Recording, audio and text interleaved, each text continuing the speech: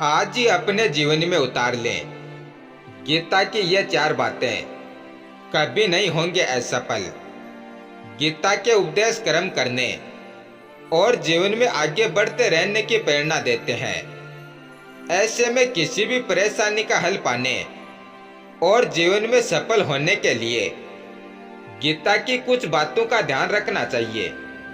श्रीमद् भागवत गीता में भगवान श्री कृष्ण के उपदेशों का वर्णन है। श्री कृष्ण ने गीता का उपदेश महाभारत युद्ध के दौरान अर्जुन को दिया था। श्री कृष्ण ने अर्जुन को तब गीता का पाठ पढ़ाया था जब उनके कदम युद्ध भूमि में डगमगाने लगे थे। कहा जाता है कि गीता में जीवन की हर एक परेशानी का हल मिल जाता है। गीता के उपदेश कर्म करने और जीवन में आगे बढ़ते रहने की प्रेरणा देते हैं। ऐसे में किसी भी परेशानी का हल पाने और जीवन में सफल होने के लिए गीता की कुछ बातों का ध्यान रखना चाहिए। तो आइए जानते हैं।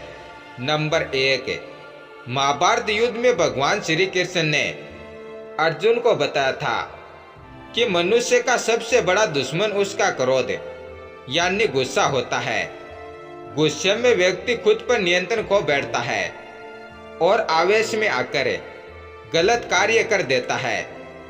इसलिए क्रोध को खुद पर हावी नहीं होने देना चाहिए। गीता में श्री कृष्ण ने बताया है कि यदि गुस्सा आए तो स्वयं को शांत रखने का प्रयास करें। नंबर 2, कर्म करें, फल की इच्छा न करें। कुरुक्षेत्र में युद्ध के दौरान अर्जुन के विचलित हो जाने पर कृष्ण ने कहा था कि हर मनुष्य को कर्म करना चाहिए, फल की इच्छा नहीं करनी चाहिए।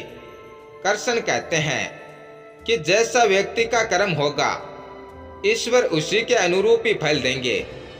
यदि आप कार्य के पहले ही परिणाम की अपेक्षा करेंगे तो आपका मन भ्रमित हो जाएगा और आप अपना कर्म ठीक से नहीं कर पाएंगे।